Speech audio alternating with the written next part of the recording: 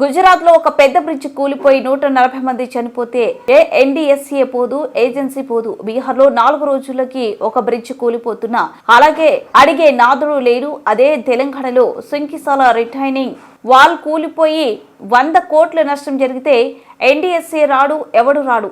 అలానే SLBC tunnel కూలిపోయి 8 మంది చనిపోయినా ఇప్పటికీ ఉత్తమ్ కుమార్ రెడ్డి, రేవంత్ రెడ్డి కేంద్రంలో ఉండే ఒక్క మంత్రి ఒక్క మాట కూడా మాట్లాడరు. వట్టెం పంప్ హౌస్ మునిగిపోతే దాని గురించి మాట్లాడే వాళ్ళు లేరు. అలాగే పెద్దవాగు ప్రాజెక్టు 2 సార్లు కొట్టుకుపోయినా అడిగేవాడు లేడు. కానీ కాళేశ్వరంలో 100 కాంపోనెంట్లు ఉంటే ఒక్క మేడిగడ్డ బ్యారేజ్ లో 2 పిల్లర్లలో ఒక దగ్గర పగుళ్లు వస్తే దాన్ని పట్టుకొని దున్నుపోతూ ఇనుంది అని కాంగ్రెస్ వాడు అంటే దాన్ని పట్టుకొని దుడ్డేని కట్టేయమని బీజేపీ వాడు 2 రోజుల్లో ఎన్డీఎస్ఏ రిపోర్ట్ బీజేపీ ఆఫీసులో తయారు చేశారు కేటీఆర్.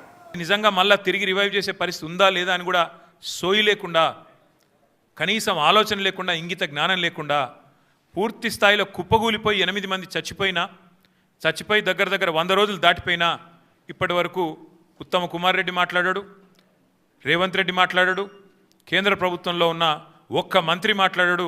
ఎవరు బాధ్యత తీసుకున్న మనిషి లేడు.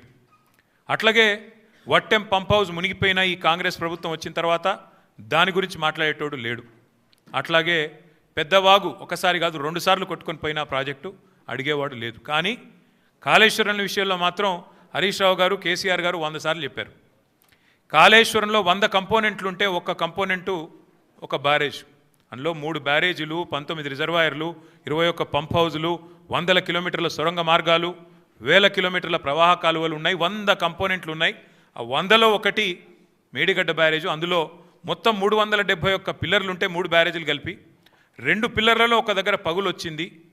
దాన్ని పట్టుకొని దున్నపోతూ ఈనింది అని కాంగ్రెస్ వాడంటే దుడ్డెను కట్టేయమని బీజేపీ వాడు 2 రోజుల్లో ఎన్డీఎస్ఏ రిపోర్ట్ అని వడ్డించి ఎన్డీఏ రిపోర్టు బీజేపీ ఆఫీస్లో తయారు చేసి ప్రజల్ని భ్రమింపజేసే ప్రయత్నం చేసినారు. దానికి తిరుగులేని విధంగా ఎల్ఎన్టీ అనే సంస్థ ఏ సంస్థనైతే పార్లమెంట్ భవనం కట్టిందో, ఏ సంస్థనైతే కాంగ్రెస్ పార్టీ కేంద్ర కార్యాలయం కట్టిందో ఆ సంస్థ మొన్ననే స్పష్టంగా చెప్పింది, ఈ నివేదికను మేము తిరస్కరిస్తున్నాం. ఎన్డీఎస్ఏ రిపోర్టు ఇది చెత్తబుట్టలో పడేయడానికి తప్ప ఎందుకు పనికిరాని రిపోర్ట్ అని చెప్పినారు.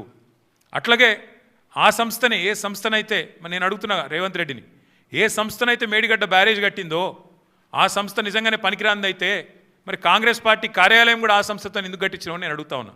కాంగ్రెస్ పార్టీ కార్యాలయం కూడా తెలంగాణకి వెళ్ళిపోయిన మూటలతోనే కట్టిరు, మీరు అందరికి తెలుసు అది.